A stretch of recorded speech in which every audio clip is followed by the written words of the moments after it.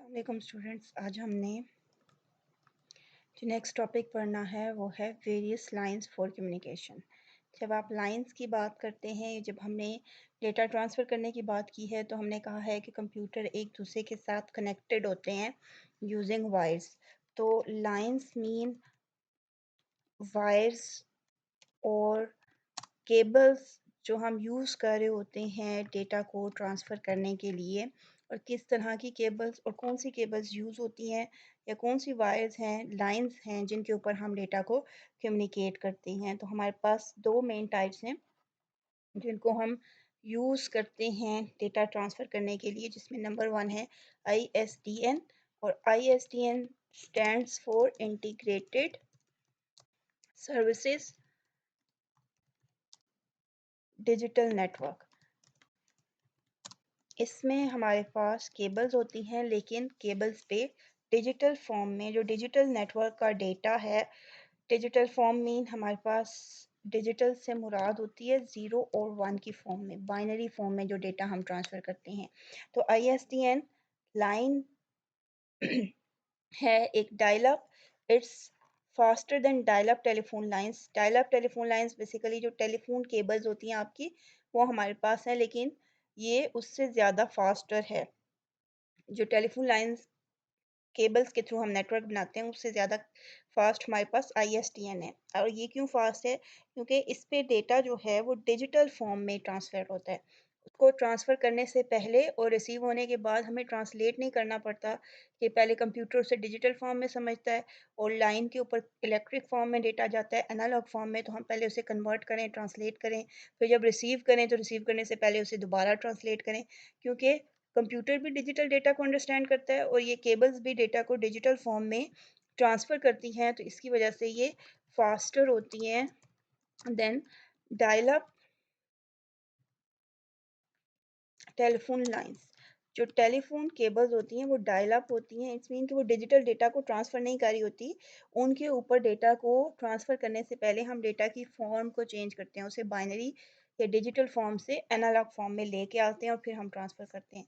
जबकि इसमें डिजिटल ही data transfer हो रहा होता है, तो ये फास्टर होता है। And one telephone line can carry three or more signals at one time using the same line. ISDN provides the faster rate up to 1.54 megabits per second.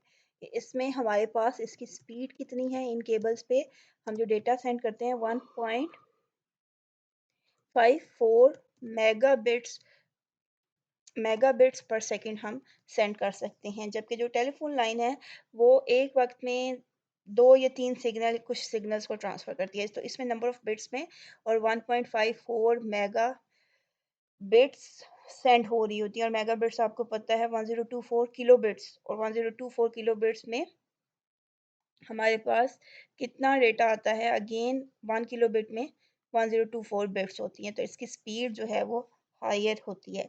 और ये डिफरेंट कैसे है? इसमें डेटा ट्रांसलेट नहीं होता या उसको हम दूसरी फॉर्म में चेंज नहीं करते, बल्कि डायरेक्ट डिजिटल फॉर्म में ज़ीरो और वन की फॉर्म में ही डेटा को ट्रांसफ़र करते हैं। और जो दूसरी लाइन है हमारे पास वो है DSL, and DSL stands for digital subscriber subscriber line.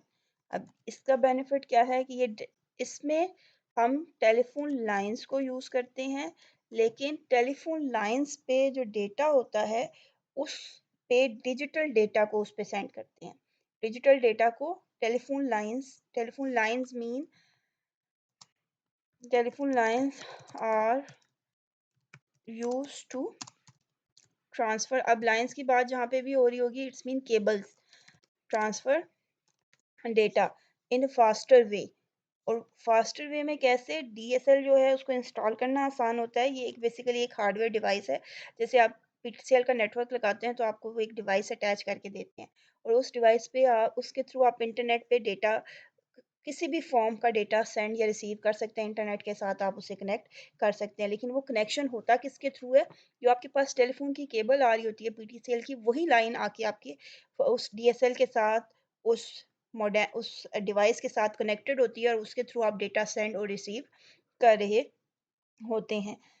Okay, DSL is easier to install and provides higher data transfer rate than ISDN lines, क्योंकि यहाँ पे हमारे पास हमने टेलीफोन लाइंस के थ्रू डायल अप टेलीफोन नहीं, सिंपल जो telephone lines जो हमारे पास PTCL फ़ोन होते हैं उनकी लाइंस के थ्रू हम डेटा को ट्रांसफ़र कर सकते हैं। User needs to connect to a DSL internet service provider. अब ये स्पेशल इंटरनेट सर्विस प्रोवाइडर्स होते हैं, जैसे PTCL की कंपनी है तो आपको एक डिवाइस DSL लगा के देती है, उसके बाद आपके पास इंटरनेट की फैसिलिटी आती है जिस पे आप डेटा को ट्रांसफ़र कर सकते हैं।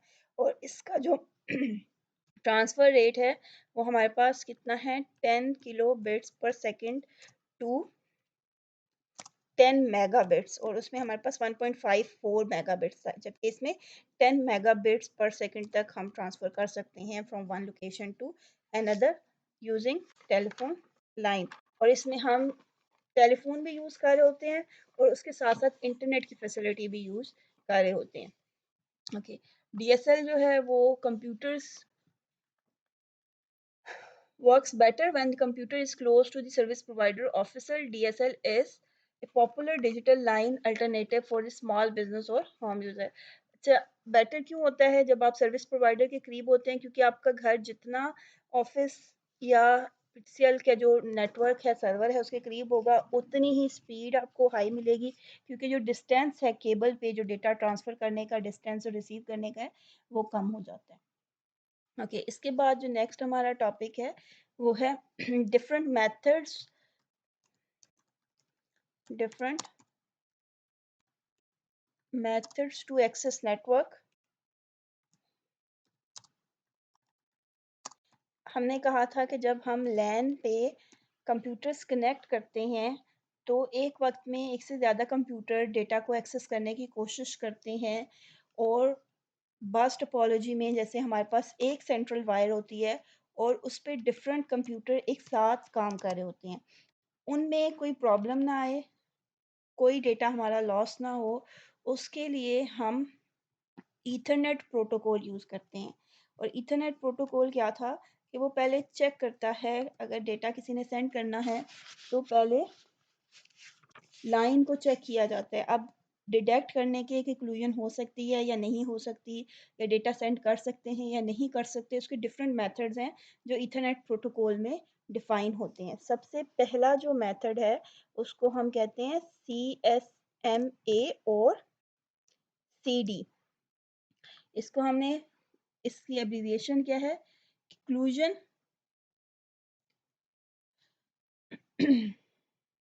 CSMA collision sense multiple access, और CD stands for collision detection.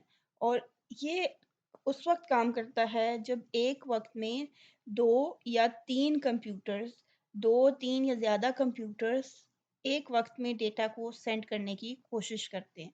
तो ये कहाँ पे काम करता है, हमारे पास लैन लैन नेटवर्क में इसको यूज़ करते हैं हम। ये तो हमने पिछले टॉपिक में भी पढ़ा कि लैन में हम ईथरनेट प्रोटोकॉल को यूज़ करते हैं, ठीक है। और जब हम लैन में इसको यूज़ करते हैं तो इसके लिए क्लूजन डिटेक्शन के लिए क्लूजन डिटेक्शन होती है इसमें। क्लूजन डिटेक्शन मीन कि हम डेटा सेंड करने से पहले ही डिटेक्ट कर लेते हैं कि क्लूजन हो सकती है या नहीं हो सकती। ऐसा नहीं है कि पहले क्लूजन हो जाए और फिर बाद में हम उसे रिजॉल्व करें। इफ टू स्टेशंस, अब स्टेशन से मुराद यहाँ पे आपके पास है कंप्यूटर्स, और अगर वो सेम टाइम पे डेटा को सेंड करेंगे तो क्या करता है कि दोनों कंप्यूटर्स को ये स्टॉप कर देता है। कैसे काम करता है क्लूजन डिटेक्शन में, it checks for data transfer from multiple computers. और अगर एक वक्त में इसे पता चल जाए, ये सेंस करे कि दो कंप्यूटर्स डेटा ट्रांसफ़र कर रहे हैं, तो ये क्या करता है, इट स्टॉप डेटा ट्रांसमिशन।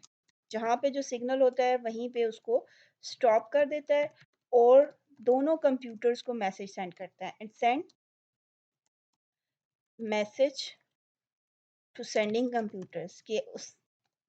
और मैसेज क्या सेंड करता है कि एक वक्त में एक से ज़्यादा कंप्यूटर्स एक्सेस कर रहे हैं, जिसकी वजह से क्लूजन आ सकती है और वर्किंग स्टॉप हो गई है। इस तरह से कंप्यूटर इसको भी पता चल जाता है कि उन्होंने जो डेटा सेंड किया था वो सेंड नहीं हुआ, बल्कि उसको स्टॉप कर दिया है हमारे प्रोटोकॉल ने, बिकॉज़ उसकी वजह से कोलिजन आ रही थी, या मे बी उसके सेंस करने से पहले ही वो दोनों डेटा एक दूसरे से कोलाइड हो गए हैं। तो ये क्या करता है, both stop and generate a signal that A collision has occurred. और फिर दोनों कंप्यूटर्स को ये टाइम एलोकेट कर देता है कि एक कंप्यूटर ने 1 सेकंड के बाद डेटा सेंड करना है और दूसरे कंप्यूटर ने 10 सेकंड्स के बाद या 15 सेकंड्स के बाद डेटा को सेंड करना है। Then each station waits for a specific time and then retransmit. वो डेटा को रीट्रांसमिट करते हैं और रैंडम टाइम वो देता है। ऐसा नहीं है कि दोनों को सेम टाइम दे दे। दोनों कंप्यूटर्स या 2 से ज़्यादा कंप्यूटर्स जो डेटा ट्रांसफ़र कर रहे हैं, यहाँ पे स्टेशन का वर्ड बार-बार यूज़ हो रहा है। Each station waits for random period, mean कि वो एक अगर 2 मिनट के लिए या 2 सेकंड के लिए वेट कर रहा है, तो दूसरा 10 सेकंड्स के लिए या हो सकता है 12 सेकंड्स के लिए वेट कर रहा हो। और जब वो वेट डिफरेंट टाइम के लिए करते हैं, तो फिर कोलिजन अकर नहीं हो सकती, कोलिजन अवॉइड हो जाती है। इसके बाद जो हमारे पास इसी का दूसरा मेथड है वो है CSMA, again collision sense multiple access, और CS, ये क्या है, कोलिजन सेंस। कोलिजन सेंस क्या करता है, यहाँ पे पहले सेंस कर लेता है। कोलिजन डिटेक्शन में वो डिटेक्शन कोलिजन हो गई है, दो कंप्यूटर्स ने डेटा सेंड कर दिया है, फिर वो बताता है कि यहाँ पे तो दो कंप्यूटर्स ने एक वक्त में डेटा सेंड किया है, फिर वो उसे स्टॉप करता है और मैसेज सेंड करता है कि दोनों कंप्यूटर्स वेट करें और दोबारा से डेटा सेंड करें। इसमें क्या होता है, डेटा सेंड करने से पहले लिसन करता है, it sense sense collision before it occurred. इससे पहले कि दो कंप्यूटर्स एक साथ डेटा सेंड करें, ये पहले उसको सेंस करता है। कैसे सेंस करता है? जिस कंप्यूटर ने डेटा को सेंड करना होता है, वो पहले बस को एक सिग्नल सेंड करता है या बस को चेक करता है, और अगर वो बस बिजी होगी, वो चेक करता है बिजी स्टेटस और फ्री स्टेटस ऑफ बस। अगर बस बिजी है तो दो कंप्यूटर जो है फिर 5-6 सेकंड या मिनट्स के लिए वेट करेगा, उसके बाद दोबारा चेक करेगा। फिर बिजी है तो फिर वेट करेगा, फिर चेक करेगा। पहले डेटा सेंड नहीं किया जाता, बल्कि पहले बस को चेक किया जाता है। अगर वो फ्री है तो डेटा सेंड करेंगे, अगर वो बिजी है तो डेटा को सेंड नहीं करेंगे। तो इसमें सिक्योर ट्रांसमिशन होती है, क्योंकि जब डेटा सेंड हो रहा होता है उससे पहले चेक कर लिया जाता है कि कोई और कंप्यूटर तो यूज़ नहीं कर रहा बस को। उसके बाद है हमारे पास CSMA, और इसके साथ आ जाता है हमारे पास CR। CR stands for collision resolution. अच्छा, इसमें ओके, मैं इनके लास्ट वालों के लिख देती हूँ। ये है कोलिजन रेजोल्यूशन। अब इसमें ये होता हेलो। है कि हमारे पास डेटा को, वालेकुम सलाम। जब डेटा सेंड किया जा रहा होता है, तो कोई कोलिजन अगर आ वालेकुम जाए, सलाम। उसको पहले से रिजॉल्व किया जाता है। ठीक है, इट रिजॉल्व्स कोलिजन प्रॉब्लम। कौन बोल रहे हैं? अब ये कैसे कोलिजन प्रॉब्लम्स को रिजॉल्व करता है, कहाँ से? इसमें डिफरेंट कंप्यूटर्स को कौन सा रजिस्टर सर? प्रायोरिटी असाइन कर दी जाती है। आपने किसका फ़ोन दिया? प्रायोरिटी साइन कर दी जाती है, और प्रायोरिटी सॉरी, मीन राम कि वो राम। कंप्यूटर्स को बता देता है कि कौन पहले डेटा सेंड करेगा, कौन दूसरे नंबर पे, कौन तीसरे नंबर पे और कौन चौथे नंबर पे। तो जब कंप्यूटर्स के पास उनका सीक्वेंस नंबर या उनका टाइम होता है कि इस वक्त ये कंप्यूटर डेटा सेंड कर सकता है, वो उसी वक्त सेंड करता है, उस वक्त कोई दूसरा कंप्यूटर सेंड नहीं कर सकता। फिर अगर कोई एक कंप्यूटर है जिसकी प्रायोरिटी ज़्यादा है, तो वो क्या करेगा, उसको हमेशा पहले बस असाइन कर दी जाएगी कि वो पहले डेटा ट्रांसफ़र करे, उसके बाद कोई और करे। तो यहाँ पे सेम टाइम पे एक से ज़्यादा कंप्यूटर्स को एक दूसरे के साथ कम्युनिकेशन का वक़्त मिलता है कि वो अपनी प्रायोरिटीज़ बता दें, किसकी डेटा ट्रांसफ़र करना ज़्यादा इम्पोर्टेंट है, और उसकी बेस पे उन्हें असाइन कर दिया जाता है कि पहले कौन-सा कंप्यूटर डेटा ट्रांसफ़र करेगा। ओके, यहाँ पे ये हमारे पास है कोलिजन सेंस। ठीक है, और इससे ऊपर है हमारे पास कोलिजन डिटेक्शन। है, ये कोलिजन को डिटेक्ट करता है, इट्स कोलिजन डिटेक्शन। तो ये 3 फॉर्म्स हैं हमारे पास ईथरनेट की। एक में डिटेक्शन होती है, डिटेक्शन मीन जब डेटा ट्रांसफ़र हो जाता है, कोलिजन अकर होने वाला होता है, तब वो उसे स्टॉप करता है।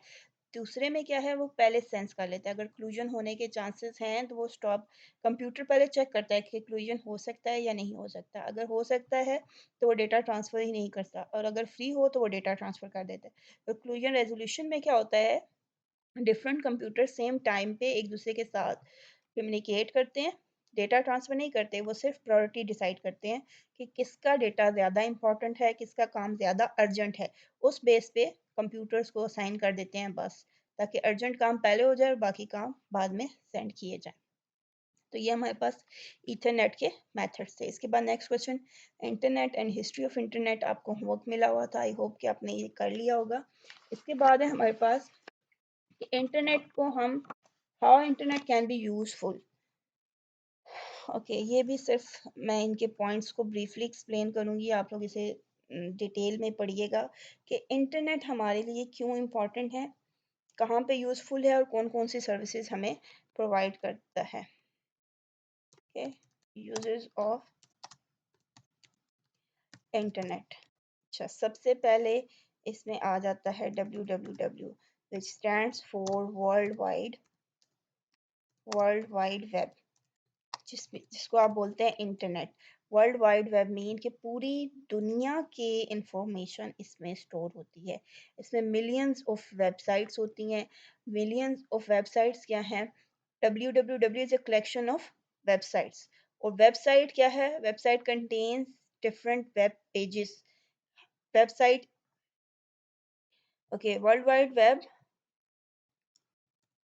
कंसिस्ट ऑफ वेब साइट्स, ठीक है। लाइक आप यूं समझ लें कि ये आपके पास वर्ल्ड वाइड वेब एक, ये सिर्फ एज ए एग्जांपल कि आप इसको रिलेट कर सकें, जैसे एक लाइब्रेरी होती है, और लाइब्रेरी के अंदर क्या होती है, लाइब्रेरी किससे बनती है, बुक्स से मिलके, उसमें डिफरेंट बुक्स होती हैं।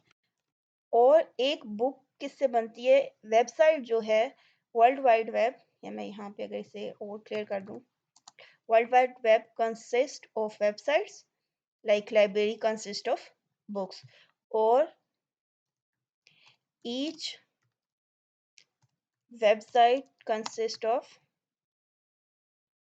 pages, जिनको हम बोलते हैं web pages, consist of web pages. बिल्कुल वैसे ही जैसे हमारे पास एक बुक डिफरेंट पेजेस से बन के मिलके बनी होती है।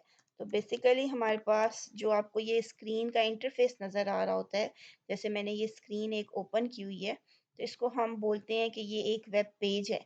और जब हम डिफरेंट वेब पेजेस को कंबाइन करते हैं तो वो हमारे पास एक वेबसाइट बनती है। और जब हम उस वर्ल्ड वेबसाइट, डिफरेंट वेबसाइट्स को कंबाइन करते हैं, जैसे हमारे पास फेसबुक है, जैसे हमारे पास यूट्यूब है, जैसे हमारे पास गूगल है, याहू है, डिफरेंट वेबसाइट्स हैं, जिनको हम कंबाइन करते हैं तो वो हमारे पास वर्ल्ड वाइड वेब बन जाती है। जैसे डिफरेंट बुक्स को कंबाइन करने से हमारे पास लाइब्रेरी बन जाती है। तो इसमें हमारे पास क्या है, अब इसकी ज़रूरत क्यों है, इस पे इंफॉर्मेशन है और जिसको हम इजीली एक्सेस कर सकते हैं। आप अपना कंप्यूटर ऑन करें, क्रोम ऑन करें, क्रोम, ये देखें आपको मैं यहाँ पे बताती हूँ, ये मैंने गूगल एंटर किया है, कोई भी ब्राउज़र, यहाँ पे मैं कुछ भी लिखूँगी, जैसे मैं यहाँ पे वेबसाइट लिखूँगी, तो अब कुछ भी लिखें, उसको सर्च करें, वो इंफॉर्मेशन आपके पास आ जाएगी। अब देखें वेबसाइट से रिलेटेड कितने ज़्यादा ऑप्शंस मेरे पास ओपन हुए हैं, जहाँ पे वेबसाइट से रिलेटेड इंफॉर्मेशन मौजूद है, बनाते कैसे हैं, बनती कैसे है, होती क्या है, ये सारी डिटेल मेरे पास यहाँ पे मौजूद है। मैंने कोई भी इंफॉर्मेशन लेनी है किसी यूनिवर्सिटीज़ के बारे में, किसी मेडिसिन के बारे में, किसी आर्ट वर्क के बारे में, वो सारी इंफॉर्मेशन मुझे यहाँ पे मिल जाएगी वर्ल्ड वाइड वेब पे। इसके बाद जो दूसरा यूज़ है वो है हमारे पास ईमेल। ईमेल बेसिकली क्या है, ईमेल इलेक्ट्रॉनिक मेल, ठीक है। Email stands for electronic mail, जो कि हम इलेक्ट्रिक या इलेक्ट्रॉनिक की फॉर्म में अपना मैसेज एक जगह से दूसरी जगह सेंड करते हैं, उसको हम बोलते हैं ईमेल। और इस मैसेज में हम इंफॉर्मेशन शेयर कर सकते हैं, हम कोई मैसेज शेयर कर सकते हैं, हम कोई फाइल्स शेयर कर सकते हैं, हम पिक्चर शेयर कर सकते हैं, कोई ऑडियो कोई म्यूज़िक, कोई वीडियो, हम कुछ भी शेयर कर सकते हैं ईमेल के थ्रू, और ये विदिन अ सेकंड बहुत कम टाइम में पूरी दुनिया में कहीं पे भी हमारा मैसेज ट्रांसफ़र हो जाता है। उसके बाद है आपके पास Telnet. Telnet basically is telephone network. जैसे आपके पास मोबाइल फ़ोन्स पे हर वक़्त इंटरनेट आ रहा होता है जब आप उसे कनेक्ट करते हैं अपने डेटा के साथ। तो Telnet is a program that is used to connect to remote computer on internet. It connects remote computer. Remote computer वो हैं जो आप इज़िली कैरी करके अपने हाथों में टैबलेट्स, मोबाइल फ़ोन्स, लैपटॉप्स एक जगह से दूसरी जगह लेके जा सकते हैं। Remote computers are connected to internet with the help of Telnet. इसको टेलीफोन नेटवर्क भी कहते हैं। ये टेलीफोन से टेल है और इंटरनेट का नेट है। तो ये हमारे पास रिमोट कंप्यूटर्स को कनेक्ट करता है। आप कहीं पे भी इंटरनेट यूज़ कर सकते हैं, कोई भी इंफॉर्मेशन वहाँ से एक्सेस कर सकते हैं। Next one is FTP. FTP stands for file transfer protocol. और जब आप इंटरनेट पे फाइल्स ट्रांसफ़र करते हैं तो उसके लिए हमें एफटीपी को यूज़ करना पड़ता है। FTP is a protocol which provides protocol used to transfer files over network और ओवर इंटरनेट। इंटरनेट पे आपने कभी भी कोई भी file, document file, music file, text file, कुछ भी ट्रांसफ़र करना है उसके लिए जो protocol protocol again is a set of rules जो आप यूज़ करते हैं वो क्या है? FTP, file transfer protocol. और इसमें अब 2 तरह की टर्म्स हैं, अपलोडिंग और डाउनलोडिंग। इसको हम कर चुके हैं पहले। अपलोडिंग क्या है कि हम अपने कंप्यूटर से जब सर्वर की तरफ या इंटरनेट की तरफ डेटा सेंड करते हैं तो वो अपलोडिंग होता है, और जब सर्वर से हमें रिक्वेस्ट का आंसर आता है उसको हम क्या कहते हैं? डाउनलोडिंग। जैसे यहाँ पे भी मैंने ये ओपन किया था, जब मैं यहाँ पे एक नाम लिखती हूँ, लाइक हम यहाँ पे लिखते हैं एमएस वर्ड, ठीक है। ये जब मैंने एमएस वर्ड लिखा है और मैं यहाँ से सर्च का बटन दबाऊंगी तो ये देखिए अभी यहाँ पे प्रोसेसिंग स्टार्ट हो गई है। ये जो आपको दरमियान में ब्लैंक मैसेज नज़र आया था वो ये इंफॉर्मेशन गई थी सर्वर के पास, और वो क्या था? अपलोडिंग थी। और उसके बाद उसने इस वर्ड को सर्च करके ये जो सारे आंसर मेरे कंप्यूटर में शो किए हैं, ये क्या हुआ है? वहाँ से इंफॉर्मेशन डाउनलोड हुई है इस पीसी पे। तो अपलोडिंग और डाउनलोडिंग बेसिकली कंप्यूटर से सर्वर और सर्वर से कंप्यूटर की तरफ डेटा ट्रांसफ़र करने को हम कहते हैं। और 2 जो फाइल ट्रांसफ़र प्रोटोकॉल्स हैं उनकी एग्जांपल दी हुई हैं, cute FTP and WS FTP, जो फाइल ट्रांसफ़र करने के लिए यूज़ होते हैं। नेक्स्ट जो फैसिलिटी हमें प्रोवाइड की जाती है उसको हम बोलते हैं गुफर। गुफर is a menu-based system for exploring the internet and its resources. It provides the facilities of search and file retrieval on the internet. It organizes resources in such a way that finding information becomes easier on the internet. Okay, अब यहाँ पे आप देखें, मेरे पास मैंने कुछ search करना था तो मैं यहाँ पे लिखती थी और फिर मेरे पास मेन्यू आता है। गूफर हमारे पास एक ऐसा मेन्यू बेस्ड सिस्टम है जिसे मैं अगर यहाँ पे लाइक मैंने गूगल को ओपन किया है, मैं इसे क्लोज करके नया ओपन करती हूँ। ये मेन्यू बेस्ड सिस्टम नहीं है, सिर्फ मैं इसकी एग्जांपल आपको देना चाहती हूँ। तो अगर ये पेज जो मेरे पास आया, ये देखिए इसमें लिस्ट आ रही है। मैंने गूगल स्कॉलर ओपन करना है, लिटरेसी ड्राइव ओपन करनी है, या कौन सी ऑब्जेक्ट मैंने ओपन करनी है। तो ये एक ऐसा ही सॉफ्टवेयर है जिसमें आपके पास लिस्ट ऑफ आइटम्स आ रही होती हैं। जैसे ये ऊपर आपको एक एलिमेंट्स नज़र आ रहे हैं, इनमें से मैं जो सिलेक्ट करूँगी वो ओपन हो जाएगा। मुझे जो भी सर्च करना होगा वो मैं यहाँ पे टाइप करूँगी तो मुझे रिज़ल्ट में आंसर मिल जाएगा। तो अगर हमें इंटरनेट पे सर्च करना हो तो गूफर एक ऐसा सिस्टम है जिसकी हेल्प से हम सर्च कर सकते हैं। उसके बाद जो नेक्स्ट है वो है हमारे पास chat rooms. Chat rooms basically online chattings को बोलते हैं। जब आप सेम टाइम पे ऑनलाइन होते हैं, सॉरी चैट रूम्स नहीं है, चैट ग्रुप्स है, और एक दूसरे के साथ चैट करते हैं, मैसेज करते हैं, और उसी वक्त आपको आंसर आता है। Exchanging views on the internet, ये किस लिए यूज होता है? To exchange views on the internet. जब आप इंटरनेट पे डिफरेंट व्यूज एक दूसरे के साथ शेयर करते हैं, और उस वक्त शेयर करते हैं जब दोनों लाइव होते हैं, एक बंदा मैसेज सेंड कर रहा है, दूसरा उसी वक्त उसको पढ़ के आंसर दे रहा है, तो वो हम किसकी हेल्प से करते हैं? चैट ग्रुप्स की हेल्प से। वेबसाइट्स पे डिफरेंट ग्रुप्स बने होते हैं, आप उन ग्रुप्स को ज्वाइन करते हैं। लाइक अगर आप कंप्यूटर साइंस के ग्रुप को ज्वाइन करते हैं तो वहाँ पे बहुत से लोग होंगे जो कंप्यूटर सब्जेक्ट पढ़ रहे हैं, पढ़ा रहे हैं या उसमें कोई रिसर्च कर रहे हैं। उनको, ऐसे ग्रुप्स को जहाँ पे लाइव चैट की जाती है, इंफॉर्मेशन शेयर की जाती है, चैट्स ग्रुप्स कहा जाता है। और वो किसकी हेल्प से होते हैं? इंटरनेट की हेल्प से। और ये ऑनलाइन सेम टाइम पे होते हैं और इसको हम कहते हैं ये रियल टाइम कन्वर्सेशन होती है। रियल टाइम कन्वर्सेशन मीन कि ऐसा नहीं है कि एक बंदे ने मैसेज सेंड कर दिया है और बस उसके पास छोड़ दिया है, दूसरा बंदा उसको रीड ना करे, किसी भी टाइम बाद में उसको पढ़े और आंसर कर दे। इसमें क्या होता है कि आप उसी वक्त मैसेज पढ़ते हैं और उसी वक्त आंसर करते हैं। इसकी एग्जांपल ऐसे ले लें, जैसे आप ईमेल सेंड कर देते हैं, अगला पर्सन अगर 10 दिन अपना ईमेल बॉक्स नहीं खोलेगा तो उसको ईमेल नहीं मिलेगी। चैट ग्रुप्स में क्या होता है, आप जब मैसेज आपको आता है आपके इनपुट बॉक्स में, आपके मोबाइल में जब मैसेज आता है उसी वक्त नोटिफिकेशन आ जाता है आपको कि ये मैसेज आया है, इसको आप रीड कर लें और आप उसी वक्त आंसर कर सकते हैं। आप जैसे व्हाट्सएप पे ऑनलाइन स्टेटस शो हो रहा होता है तो आप रियल टाइम पे चैट कर रहे होते हैं, जैसे ही मैसेज सेंड करते हैं दूसरे पर्सन को रिसीव होता है और वो उसका आंसर कर देता है। तो चैट्स ग्रुप भी इसी तरह मैसेज सेंडिंग और इन्फॉर्मेशन के लिए यूज़ होते हैं। इसके बाद है आपके पास intranet. Intranet basically is a small internet. Internet आपके पास क्या होता है जिसमें आप इंफॉर्मेशन शेयर करते हैं विद होल वर्ल्ड। ये एक समझ लें, इट्स पर्सनल इंटरनेट। जब कोई ऑर्गेनाइजेशन अपना एक नेटवर्क बनाएगी और उसमें इंफॉर्मेशन शेयर कर रही है तो उस पर्सनल इंटरनेट को या उस पर्सनल, हम इंटरनेट तो खैर उसे नहीं कहेंगे क्योंकि इंटरनेट तो वाइड है, इसको हम बोलेंगे कि उस पर्सनल नेटवर्क को हम कहते हैं कि ये हमारे पास इंटरनेट है जिसमें लिमिटेड यूज़र्स हैं, सिर्फ एक स्पेसिफिक ऑर्गेनाइजेशन के, और वो उसने सिर्फ अपने एम्प्लॉयज़ के लिए बनाया होता है ताकि वो आपस में इंफॉर्मेशन शेयर कर सकें। And the last one is extranet. Extranet बिल्कुल इंटरनेट के ऑपोजिट है।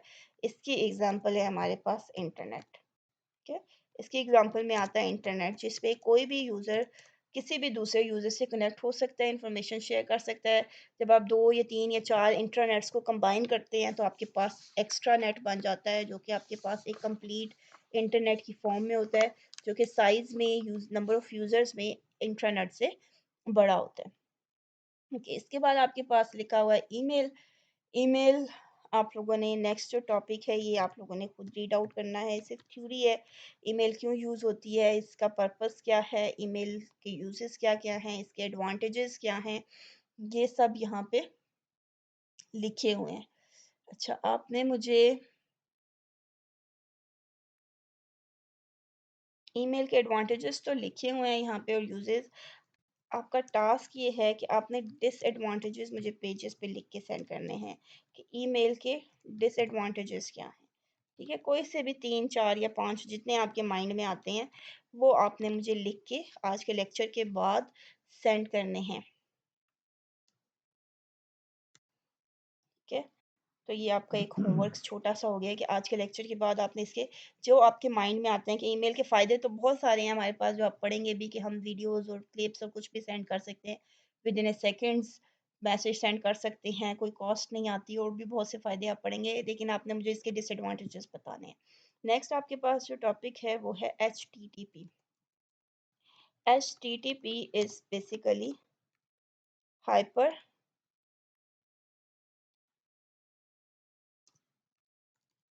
text transfer protocol. Okay, hyper text transfer protocol. अब प्रोटोकॉल से तो आपको पता चल गया कि ये भी सेट ऑफ रूल्स हैं जो कि डेटा को ट्रांसफ़र करने के लिए यूज़ होते हैं। अब ये कौन से डेटा को ट्रांसफ़र करने के लिए यूज़ होते हैं या कौन से डेटा के साथ डील करते हैं, ये कम्युनिकेशन प्रोटोकॉल है। इंटरनेट जब आप ओपन करते हैं तो आपने अभी पढ़ा कि उसमें आपके पास वर्ल्ड वाइड वेब है जिसमें डिफरेंट वेब पेजेस हैं, वेबसाइट्स हैं। उन वेबसाइट्स पे डिफरेंट वेब पेजेस हैं। आप एक वेब पेज से दूसरे वेब पेज पे, एक वेबसाइट से दूसरी वेबसाइट पे जाते हैं, वहाँ पे कुछ लिंक बने होते हैं। मैं यहाँ पे अगर आपको ओपन करके दिखाऊँ, जैसे यहाँ पे मैं हाइपर टेक्स्ट लिख के अगर सर्च करती हूँ तो ये देखिए मेरे पास वेब पेज ओपन हो गया। मैं इस पे क्लिक करूँगी तो एक पूरे वेब वर्ल्ड वाइड वेब है जिसमें सारे आंसर्स मेरे पास आए हैं, एक से ज़्यादा, और मैंने उसमें से एक आंसर को सिलेक्ट किया है, हाइपरटेक्स्ट विकिपीडिया वाले को। ये बेसिकली देखें, ये हमारे पास ब्लू कलर में है, और जब मैं इस पे कर्सर लेके आती हूँ तो इसके नीचे अंडरलाइन शो हो जाती है। इसका मतलब है ये सिर्फ टेक्स्ट नहीं है, ये किसी दूसरे पेज का लिंक है। अब ये देखिए, ये विकिपीडिया की एक वेबसाइट ओपन हुई है, और उस वेबसाइट पे मेरे पास बहुत सारे पेजेस हैं। एक मेन पेज है, कंटेंट्स हैं, करंट इवेंट्स हैं। ये डिफरेंट वेब पेजेस हैं जिसको मैं ओपन कर सकती हूँ। और इस वेब पेज पे ये एक वेब पेज है, और इस तरह के बहुत से वेब पेजेस देखिए, मैं जहाँ पे भी क्लिक करूँगी वो वेब पेज ओपन हो जाएगा। मैं इस पे क्लिक करूँगी, वो दूसरी जगह पे आ गया। मैं यहाँ पे ये ब्लू में जो वर्ड लिखे हुए हैं, ये बेसिकली लिंक है किसी और चीज़ का, जो मुझे बता रहे हैं कि ये सिर्फ वर्ड नहीं है, ये मुझे किसी दूसरी प्लेस पे लेके जा रहे हैं, किसी दूसरे वेब पेज पे लेके जा रहे हैं। ये जो सारी कम्युनिकेशन है, एक पेज से दूसरे पेज पे जाना, ये जो लिंक्स क्रिएट हुए हुए हैं, ये सब बेसिकली हाइपरटेक्स्ट ट्रांसफर प्रोटोकॉल की वजह से वर्क कर रहे हैं। उनमें सारे रूल्स डिफाइन हैं। ठीक है? तो यहाँ तक आज का लेक्चर हमारा एंड हुआ है। ओके, इसके बाद आपका आज तो लास्ट वर्किंग डे है ऑफिशियली, लेकिन मैं आपको सिर्फ एक क्वेश्चन, ये जिसका ओएसआई मॉडल वाला क्वेश्चन है, कल के लेक्चर में इंशाल्लाह ये करवाऊंगी, और ये लास्ट लेक्चर होगा, उसके बाद आपको छुट्टियां होंगी। तो कल भी आपने लेक्चर लेना है। अभी वाला जो होमवर्क आपको दिया है वो करके मुझे चेक कराएं, और कल लास्ट लेक्चर, और फिर थोड़ा सा होमवर्क देखिए, आपको छुट्टियां हो जाएंगी ऑनलाइन क्लासेस से, फिर इंशाल्लाह नेक्स्ट कॉलेज में हम पढ़ेंगे। अल्लाह हाफिज़।